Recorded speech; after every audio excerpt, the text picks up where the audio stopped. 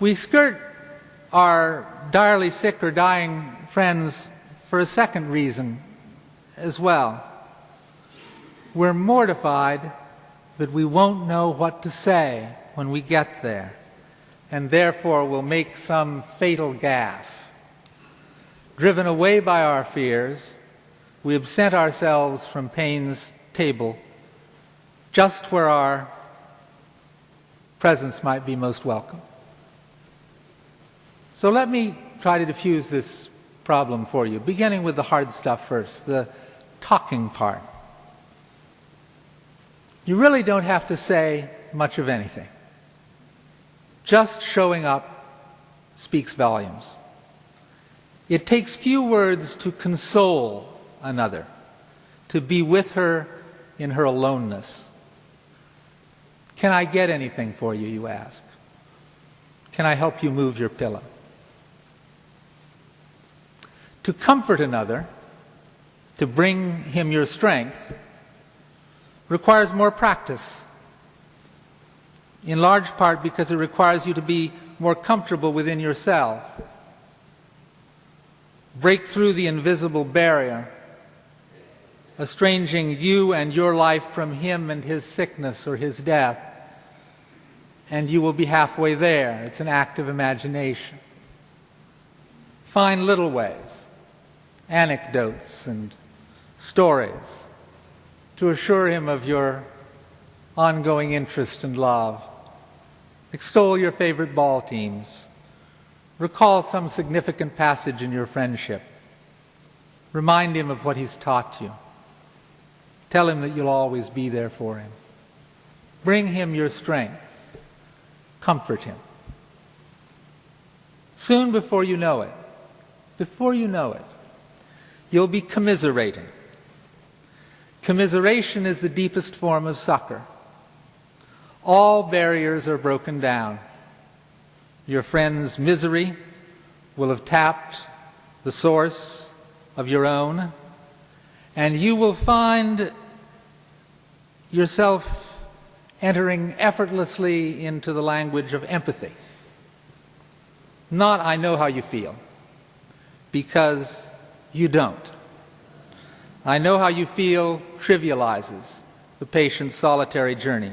But something like, I can almost feel your heart beating in mine, you seem that close to me. Because he is that close to you. With commiseration, all false barriers between well and sick come crumbling down, and we are truly one. We cry together, laugh together, feel together whatever must be felt at such a sacred time. We experience communion. There are several simpler, yet very useful points of hospital etiquette. First, once you have greeted the person you are visiting, please sit down. Pull up the chair beside the bed, or perch on the edge of it. If you remain standing, it appears, for one thing, as if you're poised to leave. Besides, since you don't stand when visiting a friend in her living room, pay her a like courtesy here. Not only will it make your visit more relaxed, but you will be at eye level with your friend or loved one. All day long, people hover over her bed looking down on her. Even if you're going to stay for no more than 5 minutes, which is often a very good call, by the way, give her a break. Have a seat. Greet her eye to eye. Second, be sure to touch her. In hospitals, touch is often invasive. It hurts. Touch is the probing of sensitive organs or the insertion of an IV. For this reason, nothing soothes like the loving touch of a friend. Smooth her brow. Run your fingertips down her arm. Hold her hand. Third, don't tell her how good she looks. even if you're surprised to see her looking better than you had feared. This courtesy will not fool her, only make her feel less real, more self-conscious. In fact, probably it's a good idea not to come in planning to tell her much of anything at all. Let your friends set the tone and subjects of your conversation. Try question statements such as, "It really must be difficult." This will permit her to lead the discussion wherever she chooses. Fourth, if your friend is seriously ill or in considerable discomfort, I've alluded to this before, but please don't stay too long. 5 minutes sitting down, holding hands, talking quietly is just about right. The quickest way to wear out your welcome is by lingering to prove how much you care. Finally, if she seems fated not to get better, don't tell her that you know that everything will turn out fine, that she'll be her old self in no time, up and dancing around. Such feel-good banter may make you feel better. Fooling ourselves almost always does, at least for a spell. But tragically, it may set her up for failure. When she doesn't get better, she will feel as if she were disappointing all those who have been cheering her on.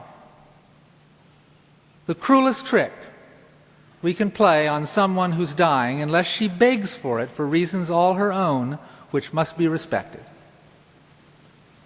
is brazenly to tell her that we know that she is not dying. Far better to hold her hand and tell her that whatever comes, all will be well, because it will. Tell her how much you love her. Let her see you cry. Tears water the soul. Tell her that wherever she journeys, she will always be with you. In fact, apart from false bonhomie, there's almost nothing you can say that will make things worse, as long as your words are inflected by love. I have one last gentle hint for you. Be kind to the nurses. For one thing, you may very well be in their way, and they have a job to do. But there's another more important reason. Your kindness to them will help remind them that what they're doing is more than a job. It's a ministry. All of us who have had good hospital stays have been blessed with good nurses. With their smiles and gentle touch, even when they are obliged to hurt us, they remind us that there are people in our bodies. Nurses are heroes. Thank them for caring so kindly for your loved one. It will break through the grim routine of their work and remind them of how truly special they are. So there you have it.